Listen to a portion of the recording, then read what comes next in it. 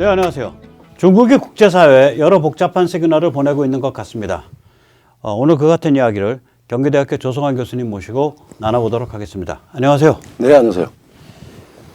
작년 6월에 사실 이거 시작됐는데 르유챙 부장관을 네네. 두 단계를 강등해서 국가 광파 전시총국, 우리나라로 치자면 전파관리국 부국장으로 주저앉혔거든요. 이 사람이 차기 외교부장 된다는 사람이었는데, 그렇죠. 외교부 장관 된다는 사람이었는데, 그리고 얼마 전에는 우리도 잘 아는 그 참 싸가지 없이 말하는 그 전랑 외교의 스타, 네네. 그 자오리지안 외교부 대변인을 여기는 또 변경 및 해양사무사 부국장으로 보냈는데, 이게 말하자면 이제 국경 및 영해 경계선 측량 사무국이에요. 그렇죠. 측량 삼각바 들고 이제 돌아다니는 거야. 아니 도대체 이게 무슨 의미인가요? 그러니까 이게 올리브 가지 흔드는 겁니까? 뭐 얼굴마담 바꾸는 겁니까? 이게 뭐 얼굴마담 바꾼다고 술집 잘 되는 거 아닌데. 늑대가 고양이 됐죠. 뭐. 전랑외교라고 하는 거는 공격적인 소위 늑대 무리 들어 외교를 한다. 굉장히 공격적이고 그 사나운 외교를 했고 대변인까지 맡아가지고 중국의 그 강성 외교를 전담을 했던 상징이었습니다. 네. 근데 이제 그 르유첸 사실은 그 외교부 부장관인데 이 사람이 사실은 카자흐스탄 인도대사를 지냈거든요. 네네. 6월달에 강등을 했는데 이거 상당히 주목을 해야 될 상황입니다. 네. 이게 이제 여러 가지 이제 지금 이제 최근에 그 이야기가 나오고 있는데 러시아나 우크라이나 전쟁에 대한 어떤 예측이나 보고가 좀 잘못됐다라고 하는 게 이제 많이 이제 설왕설래 하고 있습니다. 국제 그 소식통에서. 네.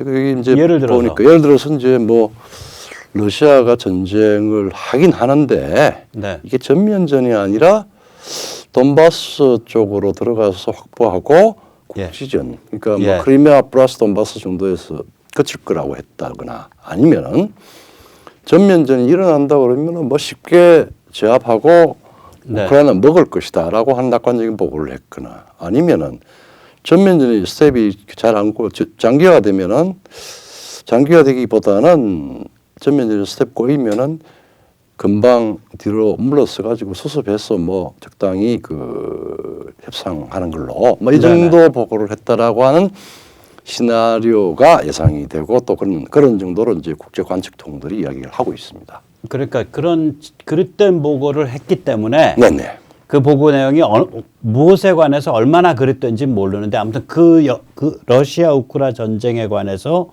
그릇된 보고를 했기 때문에 강등이 됐다. 이 사람이 그 보고 총책임자인데. 그렇죠. 예측 보고를 그래서 강등됐다. 이게 좀 그 요즘 이제 자올리안 날라가면서 요즘 나오는 뒤늦게 나오는 해설이에요. 이게. 그때 그래서 날라갔겠구나. 이제 그런 거 보면 가장 결정적인 부분은 6월달에 사실은 푸틴의 러시아 침공에 대한 중국 고위청의 판단이 섰다는 걸 사실은 좀 그렇죠. 왜냐하면 6월이 푸틴이 좀 덜 다치고 물러설 수 있었던 마지막 타임라인이야. 그렇죠. 뭐 마크론도 왔다 갔다 다니고 뭐 그때 그때 푸틴이 안 물러섰다는 얘기는 야 저거 이상한 놈일세 이렇게 되는 거죠. 그렇죠. 근데 너 왜 그렇게 보고했어 이렇게 되는 거죠. 이제 말하자면.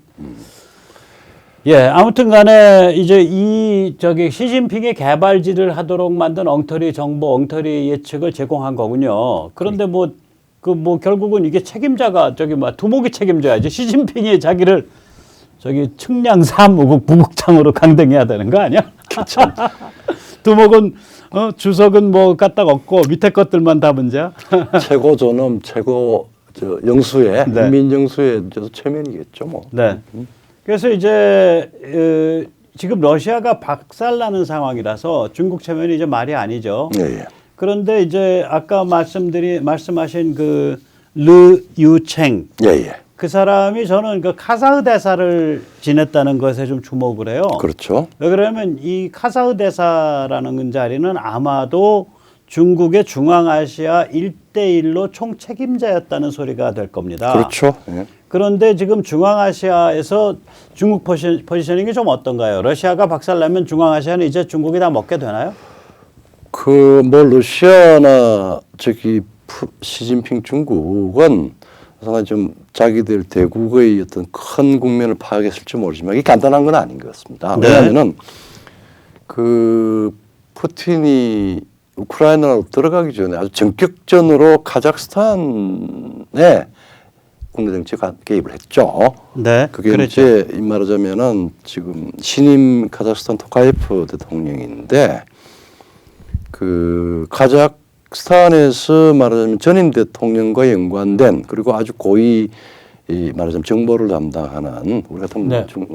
뭐 부장 같은 사람을 거기서 이제 말하자면 그 현직 대통령에 대한 데모가 좀 났죠. 네. 그걸 이제 그 러시아 군이 소위 특공대들이 들어와서 제압을 하면서 군을 제압하면서 제일 먼저 했던 게 그거 정보 담당 실세를 예. 먼저 실세들 여러 명 날렸죠. 여러 명 날리고 토카예프가. 예. 그래서 이제 그 말하자면은 그 실세가 사실은 30년 동안 중국의 일종의 친중국이 아니라 중국이 심어놓은 가장 친중 인사였어요. 네, 그런 자가 하나 포함돼 있죠. 포함돼 있죠. 예. 그러니까 이제 뭐 말하자면은 그거는 어떻게 보면은 러시아가 들어와서 중국의 카자흐스탄 영향권을 일거에 딱 그 스톱을 시키고 네. 그 다음에 토카예프는 친러로 가면서 중국의 그동안 기득권들을 딱 그 무시할 수 있는 위치를 만들었고 한번 먹였죠. 말하자면. 예, 예.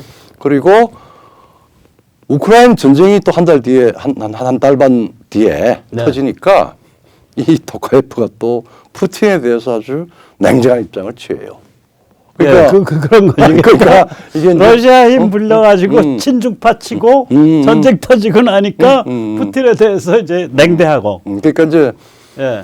카자흐스탄이 사실은 중앙아시아의 이 센터, 그러니까 러시아와 중국을 매개하는 중간 지역인데 네. 이게 만만치 않게 토카예프라고 하는 제법 굉장히 그 강성 지도자가 나오면서 중국과 러시아를 엿을 먹이면서 독립성을 가지고 있고 또 서방에도 굉장히 그걸 하고 있어서 이게 하나의 새로운 변수로 만들어졌습니다. 그러니까 쉽게 말하면 예. 이번에 러시아가 망하더라도 네. 거덜나더라도 중앙아시아를 중국이 일방적으로 장악하는 일은 힘들 거다. 힘들 거다는 거죠. 예. 이제 그런 것도 아마 이자 그러니까 예. 이 그 르 유챙을 날리는 데에 예. 아마 큰 이유가 됐을 거다라고 저는 생각을 뭐 해요. 시진핑으로서는 난리가 났죠. 왜냐하면 네네. 러시아 푸틴의 행보에 대해서 정확한 계산을 해야 네. 세계 정치의 그 어떤 그 행동이 네. 정확하게 설정이 되고 그다음에 네. 카자흐스탄까지 지금 이러니까 네. 중앙아시아까지도 지금 공중에 네. 공 떠버린 상태가 되거든요. 그러니까 네. 중국이 공을 들였던 1대1로에 말하자면 중앙아시아 시작점이 고장이 난 거고. 그러니까 뭐 사실은 중국이 굉장히 재미가 없어지게 된 네. 거죠. 자, 근데 이제 러시아와 이제 중국은 이제 거의 이제 이 소위 망조가 눈에 보이는데 네. 거기에 이제 딸려가지고 백모 선생님이 굉장히 재밌게 아주 적확하게 표현했는데 짝퉁 말하자면 서방의 짝퉁 글로벌리즘이 있고 그걸 또 가지고 지금 무한장하고 있는 네. 그 말하자면은 러시아 사랑, 중국 예. 사랑 예. 그런 또 국가가 있죠. 예, 그래서 이제 이게 짝퉁 글로벌리즘이 끝나긴 끝나는데 네, 예. 이게 뒤끝이 장난이 아니에요. 그렇죠. 악질들이 좀 그렇죠. 저질들이. 예. 이제 우리 같은 사람들은 또 그런 저질은 아니어서 하면 하고 말면 많은데 이 악질이나 저질들은 계속 미련을 가지고 온갖 장난을 다 부립니다. 그렇죠. 이제 독일을 보면 이게 나오는데 예, 예. 여기는 또 어떤 사랑 내력이 좀 지저분해요. 중국 사랑, 러시아 사랑 양쪽 모두를 아주 그 사랑을 열렬히 하는 케이스거든요. 이게 쌍바람이 났는데 예, 예. 미국은 중국 사랑 한쪽의 그 일편단심이었는데 여긴 독일은 이제 좀 살벌하죠. 예, 예. 그런데 지금 독일이 우크라의 레오파드 전차를 주내 만에 사실은 못 주게 말리고 있는데 이 국내 언론에서는 자꾸 독일에서 전차 들어간다 뭐 이렇게 이제 오보를 하는 사람들이 있어요. 특히 이제 엊그제 독일의 부수상이 레오파드 전차를 우크라에 줘야 된다 이렇게 말을 했단 말이죠. 근데 이게 부상 하나가 그렇게 얘기하는 걸로는 소용이 없어요. 독일이 그 복잡한 그 내각제 그 각 파트가 있으니까. 그래서 과연 독일이 레오파드 전차를 우크라에 줄 거냐 말 거냐 이거 좀 살벌한 지금 그 어떤 기로에 서 있습니다. 그 참 게르만 독일 굉장히 그 우직하고 그런 것 같은데 또 저럴 때 보면 굉장히 그 뭐야 음흉해죠. 음흉하죠. 음흉하다. 그러니까 근데 이제 뭐야 폴란드나 뭐 핀란드가 이미 뭐 우크라이나한테 저기 레오파드 전차 준다고 막 여러 가지 했는데 그냥 주면 되는 거 아닙니까? 이게 이제 무기가 좀 안 그래요. 무기 쪽이 그 우리 언론이 그걸 좀 조명을 덜하고 안 다루고 있는데. 그래서 이 무기 판매가 이게 그냥 단순히 그 세일즈가 아니고 이게 전략적인 국가 관계라는 게 이제 그런 건데 이 무기를 팔면은 제3자 양도 제한 조항이 있습니다. 영어로는 그걸 sell on close라 그러는데 그게 있어요. 그러니까 폴란드 대통령이 엊그저께 두다가 주겠다고 발표를 했죠. 그걸 가지고 또 우리 언론은 폴란드 레오파드가 우크라이나에 들어간다 이렇게 말했는데 그걸 억지로 주면 그 다음에 지원을 안 해요 독일이. 그렇죠, 그럴 수 있죠. 그러면 그 독일의 동의 없이 주면 독일이 그 다음에 나 몰라라. 야 그리고 폴란드랑 그 아주 그러니까 국제법적인 문제가 생겨요. 이제 상거래상에. 그 아무튼 지금 이 순간까지 독일은 그러니까 이 폴란드나 핀란드가 레오파드 중전차 MTB라 그럽니다. MBT 메인 배틀 탱크 MBT라 그러는데 그거를 우크라이나에 공유하는 것을 지금까지 이 순간까지는 동의한 바가 없습니다. 그 보다 못한 영국이 차라리 내 거 써라. 그래서 챌린저 2 영국 중전차를 몇 대 보낸다네요.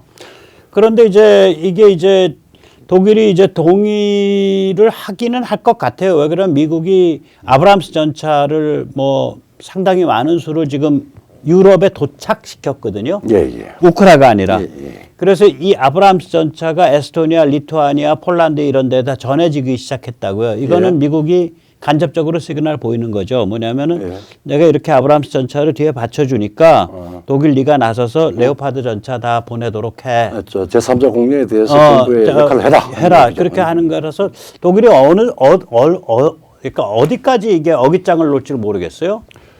그렇죠. 이게 참 전차가 그냥 무기가 아닙니다. 특히 이제 우크라이나 전장은 2014년부터 이제 크리미아를 러시아가 점령을 했죠.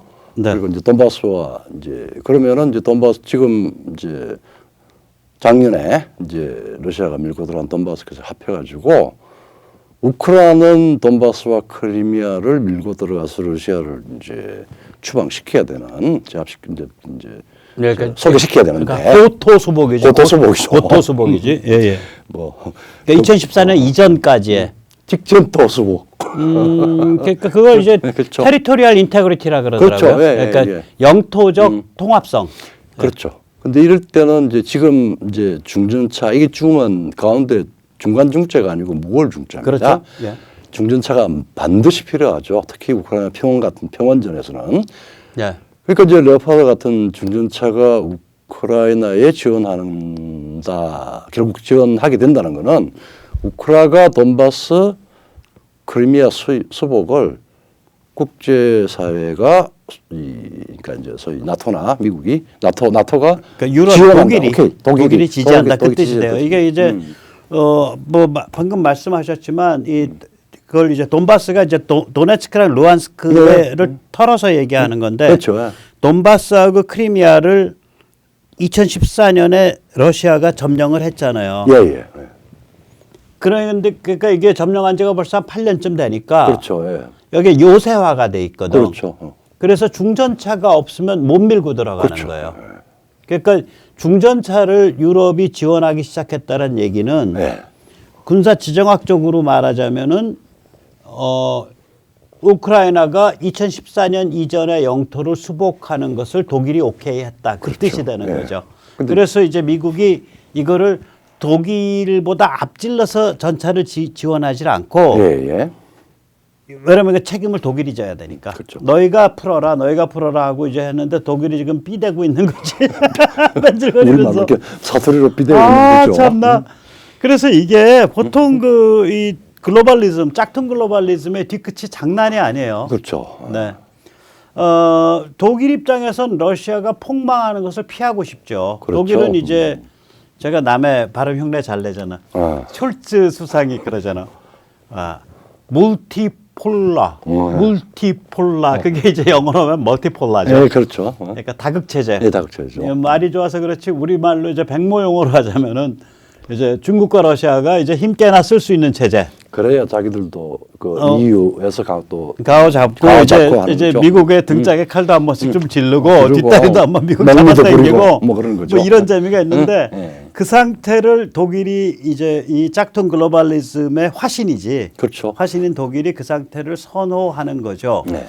그런데 저는 이제 독일과 일본도 좀 유사한 데가 있잖아요. 예. 그래서 일본도 이 짝퉁 글로벌리즘에 대한 미련 혹은 예. 그것에 대해서 매달리는 즉 다시 말하자면 중국 사랑 예. 이런 데 대한 미련이 있는 거 아니냐라고 예. 제가 우리 조 박사님께 좀 여쭤보고 싶어요. 사실 뭐 저기 한 5년 전부터 시작한 이제 미중 전쟁, 뭐 미중 패권 경쟁 이런 중에서 네. 일본이 뭐 하고 있을까 별로 우리가 주목되는 게 별로 없어요. 근데 사실은 저기 짝퉁 글로벌리즘에 아니면 짝퉁 글로벌리즘이죠. 그래서 승구가 사실 일본이었습니다. 그래요? 예, 왜냐하면은 그 이제 중국 현대 혹은 중국의 이제 이 발전론을 할 때 옥스퍼드 대학에 있었던 일본인 모리시마 교수가 이제 유교 자본주의라고 주장했습니다. 뭐 시진핑이랑 용어가 좀 비슷해지네. 이제 중국 그때 왜 나왔냐면 이제 유교 자본주의를 이야기를 할 수 있는 걸 이제 중국을 염두에 두고 네. 싱가포르 리콴유나 우리 박정희 대통령 우리 박정희 개발 독재 뭐 이런 쪽에 소위 한국의 소위 산업화 그다음에 리콴유의 그 성공 뭐 이런 것들을 또 중국을 염두에 두고 밑밥을 까고 그러니까 거지. 중국이 이제 개혁 개방한 지 얼마 안 됐을 상태인데 몇 년을 보면서 중국이 리콴유나 박정희 모델에 뭐 특히 등소평은 또 박정희 모델 가져갔고 그런 방식으로 될 수 있고 껍질만 갖고 갔지. 거기에 성구는 또 일본이다라고 하는 걸 넣어서 유교 자본주의라고 하는 태제를 썼어요. 모리시마 교수가. 그러니까 잡탕밥을 지었네. 잡탕밥 일본, 한국, 싱가포르, 중공 이게 다 유교권이고. 그러니까 범유교권 이제 그렇게 해서 그때 이제 우리 국내도 이제 좀 유명한 저기 또 학자들도 있고 그랬어요. 근데 그러면은 그게 뭐냐면은 일본이 뭐 미국한테는 바로 못 달라드니까 네. 다극 체제라고 하는 시스템으로 즉 아시아도 네. 서양에 못지않은 미국에 못지않은 자본주의 이행을 충분히 할 수 있다. 우리가 했고 싱가포르이 있고 뭐 한국이 있으니까 중국 오케이 뭐 독재든 뭐든 간에 한다라고 하는 굉장히 신호탄이죠. 네. 그거 이제 그게 요새 뭐 중국이 뭐 공자학원 띄워가지고 이거 간판 내고 컨퓨시어스 소위 말하자면 스쿨을 막 전 세계에다가 막 설치했잖아요. 그게 사실은 그 오리진이 일본의 모리시마 교수고 그 일단에 또 그게 스쿨이 있습니다. 동경대학의 팀들도 있고. 예. 그 다음에 이제 그 바로 뭐 거의 비슷하게 일본의 경제 잘 나가는 이제 일본의 이제 재벌 일본의 이제 큰 대기업들은 혹은 일본의 그 통상성과 학자들은 또 일본 발음으로 보다리스 에코노미 이래가지고 보다리수 에코노미. 이게 이제 정확한 발음으로 이제 무국경 경제 뭐 이러면서 국경 없는 경제, 국경 없는 경제, 무국경 경제 이렇게 막 띄웠습니다.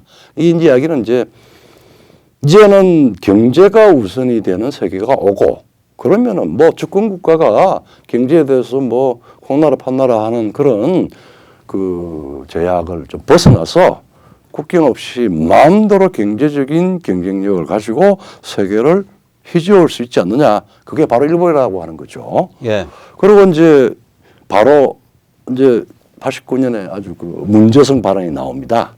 네. 노라고 말할 수 있는 일본이라고 하는. 네네. 나중에 또 이제 중국이 이걸 또 흉내를 내죠. 네. 노라고 말할 수 있는 중국 뭐 이렇게 해서 그 이야기는 일본이 먼저 89년에 야 미국 제국의 쇠퇴 막을 수 없어. 이제 끝났어. 미국의 리더십 네. 끝났다. 뭐 이런 선언이고. 그 다음에 또 있습니다. 그 중국이 89년에 육사 천안문 사태, 천안문 학살. 그때 사실은 미국이 이제 그 인권 학살에 대해서 경제적인 제재, 즉 중국에 대해서 제국 대우를 철회를 해버렸습니다. 네네. 그래서 뭐 아무 때나 들어가서 이제 그 중국하고 비즈니스를 하는 걸 막아버렸단 말이에요. 네. 근데 이제 사실 일본은 대신에 비즈니스는 좀 뭐 어차피 좀 이제 중국 경제가 좀 이제 침체가 돼 있으니까 그런데 중국 투자가 들어갑니다. 예. 투자가 사실은 이제 그 중국 숨통을 띄워주죠. 그때 이제 대만 상인, 타이상들, 타이상하고 예. 그다음 일본 자본. 근데 사실은 중국이 제일 어려웠을 때. 제일 어려웠을 때. 근데 그때 타이상 대만 자본은 개별 기업 자본이고 네. 일본은 거의 일본 국가적인 정책적인 정책적인 거 하고 그다음에 기업이 합쳐서 가고 그래서 네. 사실은 천안문 사태의 위기를 넘긴 거는 네. 사실 일본이었어요. 일본이 도와줬습니다. 네네네. 그래서 이게 이제 그리고 뭐 계속 이제 이게 그러니까 미국은 이제 이러니까 정치적으로는 이제 아버지 부시가 가서 이제 풀어줬는데 네. 94년 때 이제 클린턴 행정부가 민주당이니까 인권을 중시하긴 하는데 결국은 경제적으로 최후국 대우 제재를 클린턴이 풀어줬어요. 네, 일본이나 네. 이제 독일이 먼저 이렇게 막 들어가니까. 네. 자, 근데 뭐 지금 와서 일본이 이렇게 중국 사랑을 다시 이렇게 살려낼 길은 없죠. 그럴 수가 없죠. 예, 중국이 이제 동중국해를 건드리고 예. 센가쿠 열도 건드리고 대만 침공을 연습하고 북한을 시켜서 미사일 도발을 하니까 예. 결국은 일본은 이제 타이에 의해서 반중 동맹의 핵심 역할을 울며 겨자 먹기로 할 수밖에 없어요. 중국이 이제 뭐 도발을 하니까. 예. 그다음 또 평양이 뭐 네. 일본 저기 뭐 공해지만은 일본 공중을 날아갔잖아요. 공중을 그러니까 뭐 부푼 날아가니까 뭐 그래서 엊그제 미국에서 이제 미국 일본 사이에 2+2 회의가 있었거든요. 우리 언론에서 저게 많이 보도 안 한 것 같아. 그렇죠. 굉장히 중요한 건데 이게 이제 미국의 국무장관, 일본의 외교부 장관, 그 다음에 미국의 국방장관, 일본의 아니죠 관방성인가? 관방성, 맞아. 그 장관 이렇게 해서 이제 2+2 회의를 하는데 그 공동 발표를 보면 키워드가 중국에 대한 견제, 한미일 삼각 안보 체제 협력. 그렇죠. 키워드가 딱 그거예요. 거기 한국이 자꾸 걸었대. 사실 한미일 구사동맹 거의 실체적인 내용을 좀. 그런데 이제 그래서 톡 까놓고 이야기한 거죠 뭐. 그런 일본이 이런 어디라 그럴까 중국에 대항하는 반중 전선에 끌려 들어온 거를 이렇게 한번 정리를 해주세요. 한두 마디로. 그게 한 달 좀 다 돼가네요.